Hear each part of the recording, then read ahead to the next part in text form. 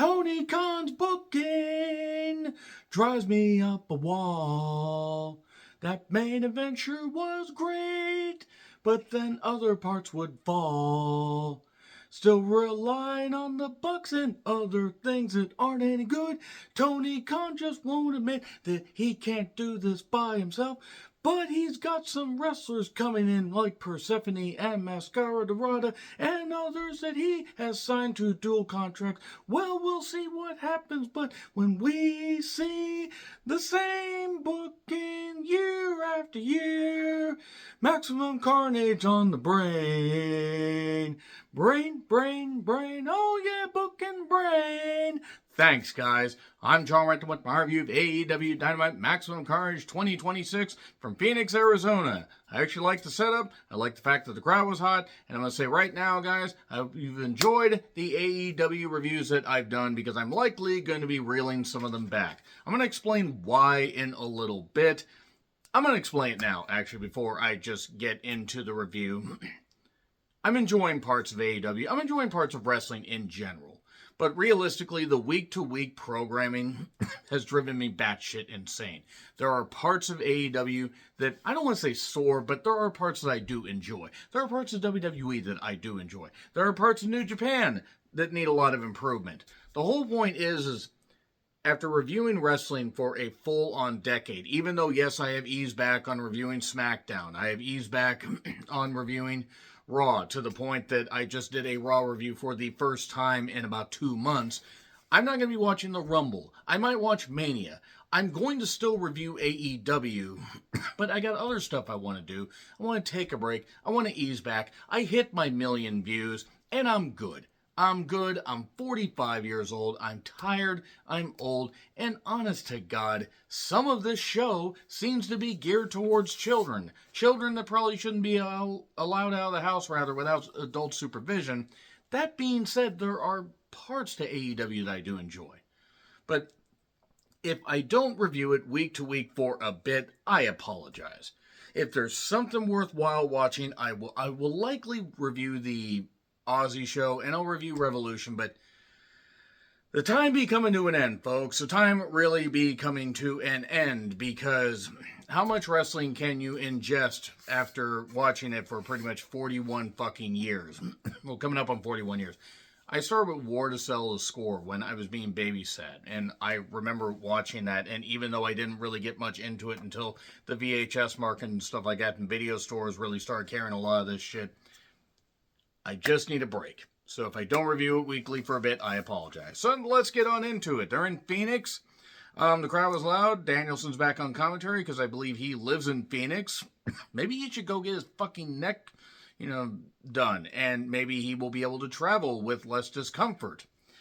So, earlier today, Samoa Joe called Hangman a fool. Mentioned something about the trios action. It's going to be taken care of on Collision. More on that in a bit. And he put a bounty on Hangman. Hey, remember when there was a bounty put on Jet Speed and Jake Doyle something or other, as well as Mark Davis collected? Yeah, now we've got another bounty because Brian Keith is the bounty hunter. I don't think he's collected a single bounty since he's been on this program. So Renee tries to get words from the Death Riders. For some reason, they still will allow Yuta, Garcia, and others to talk. So Darby decides to dive right on Pac because Darby was already in the ring. And they went into the crowd before the bell rang. And they stayed in the crowd for a while. This is about where I realized, you know what? I've been on the fence about not reviewing AEW as much. Easing back from wrestling in general. And I'm going to tell you why this match pretty much cemented it. How many matches have you seen start in the goddamn, outside, go into the goddamn crowd before the bell even rings? On multiple programs. I'm not just blanket statementing AEW here. I'm talking about in general. A coffin drop off the railing. I think it was really hard to see because it was hard to light. A German on the floor, belly to belly onto the steps. I wrote, Darby is a fucking idiot. And I have met Darby. It was years ago. I don't think he would remember me. I don't think that, I don't think we can deny the charisma and the draw that he has with a lot of fans. But he's a fucking idiot for taking these stupid bumps. And that was another reason where I'm like, you know what? I'm kind of fucking out here. The bell rings like 10 minutes into the program. Maybe it was 8. I don't care. Lariat for 2, and then Pac basically took over for a bit, and then Darby fired back. He got hit with a super belly to belly, and then a bomb onto the ramp. But then, Pac got, the double bird shown at him. And then Pac's just waiting for Darby to get back in. And then what does he do? He's on the second rope. He's sitting on the top rope, and he's got his feet on the second rope, and he jumps down, and he obviously feigns an ankle injury. It almost has to be a feigned ankle injury because they wouldn't have done as much shit as they did. But he has a bad ankle. Yeah, because he's done incredibly stupid shit for a while, and then he took that stupid buckle bomb, which really was not a good idea. But a coffin drop outside, one on the apron where Darby, again, hits his body on the apron because he doesn't want to fucking walk. A ref bump, and then run-ins. I'm sorry, somebody needs to turn a chair sideways and crown Wheeler Yuta. Do what Jeff Hardy did to Ken Anderson. It can't go any worse. It can't give him any more brain damage than Mother Nature intended. And then we got a coffin drop on the chair, a Pillmanized ankle, and then we got the tap out. Okay, great. I'm sorry, but every time I look at Wheeler Yuta, I just think his parents, I guess, must be happy with the money, assuming that they didn't just drop him at a fucking orphanage. But he's the sperm that won. Imagine the ones that lost. So, there we go. Darby Pillmanized Pac. I assume that Pac is probably going to go home for a little bit because that's all Pac does. He wrestles a bit, he goes home, and then he comes back later. And people remember, oh yeah, he's still signed. So, Brian Keith with Big Bill, that, 7-foot slug, against Hangman. If this went past 5 minutes, it was ridiculous, and it went through a break. And I'm sorry, I don't care how good Brian Keith is. On this program, he is just presented as a guy. He is just a guy. Swerve attacked Big Bill with a chain and a buckshot 1, 2, 3. And a match that went twice as long as it needed to. Promo time, and basically, Hangman channels the guy from Happy Gilmore. Try and collect your bounty now, dumbass. And I'll take everything from you, Joe. And then Swerve vows to come after MJF. Actually, they both do. Here's Kenny Omega to a big pop. Why wait for my allotted time? I have something to prove to myself and each and every one of you. I want gold. He still believes in life after love. And he's not going to, just wave his finger as an EVP and get a title shot. That might have worked 3-4 years ago. Doesn't really work anymore. A possible 3-way. Oh no, that'd be a way to protect Kenny, but it would also be a way to expose the fact that Kenny really can't work a singles program much.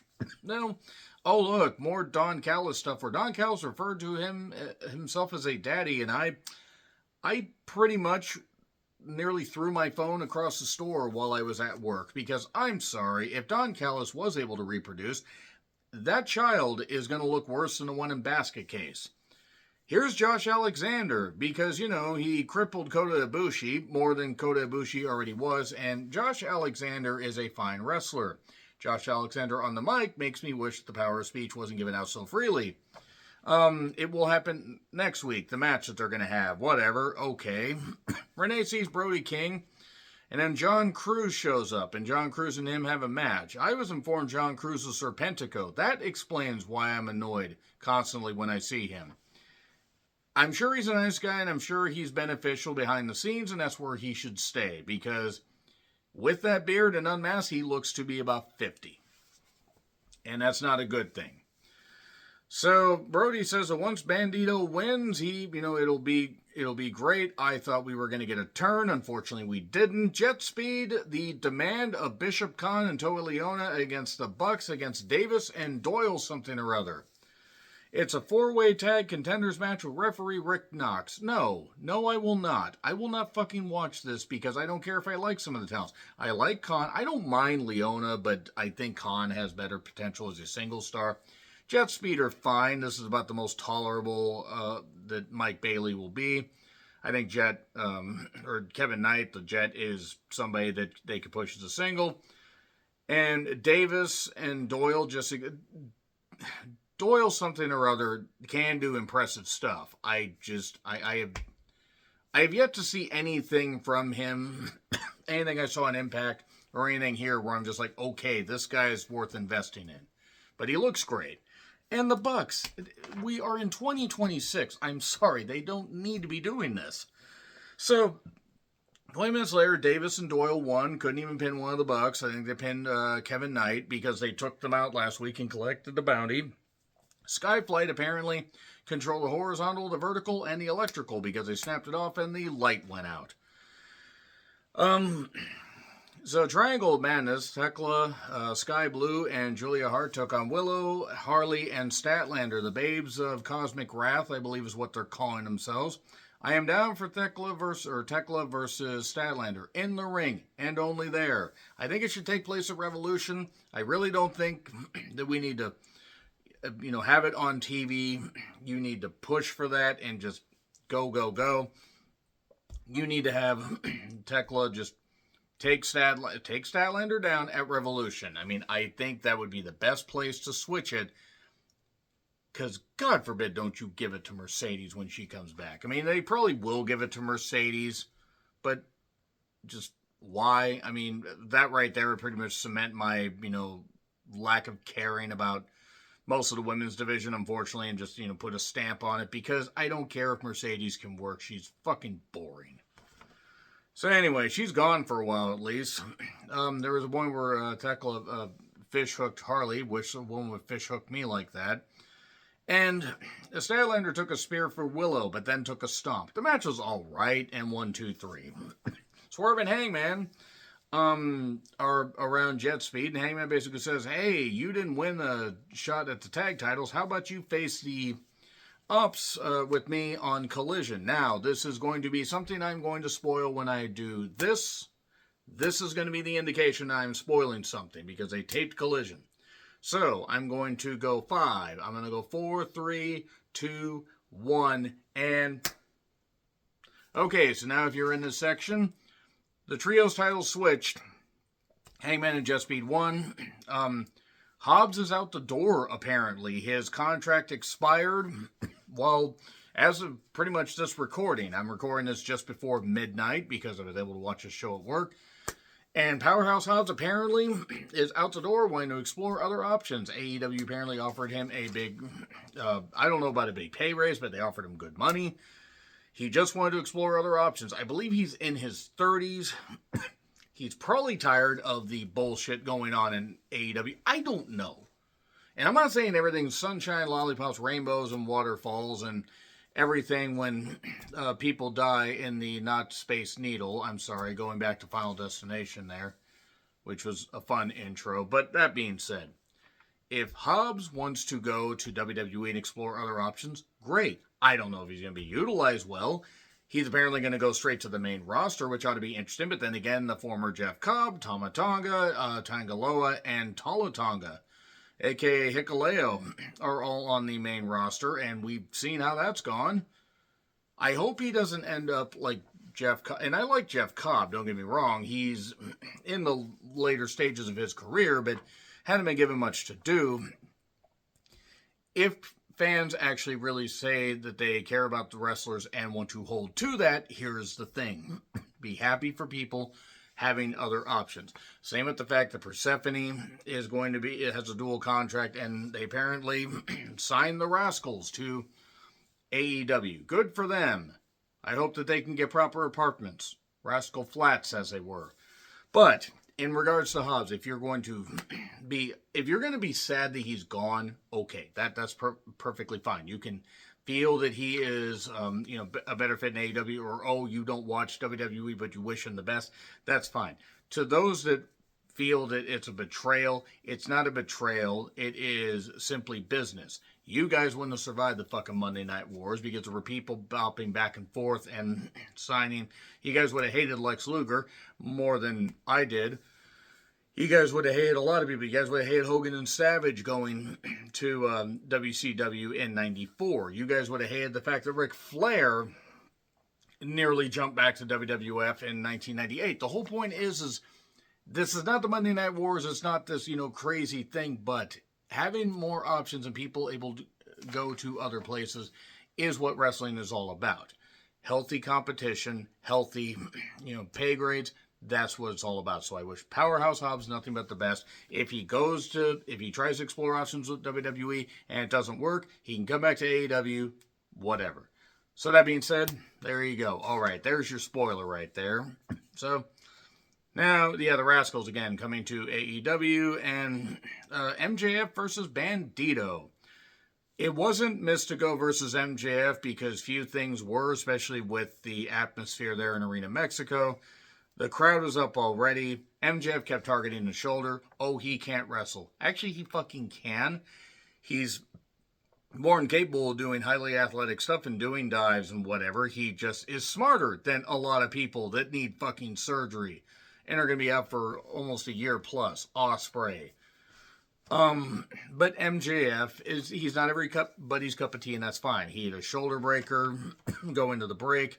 MJF paced this well. I'm not saying that Bandido can't work with other people, but I feel rather that MJF called this.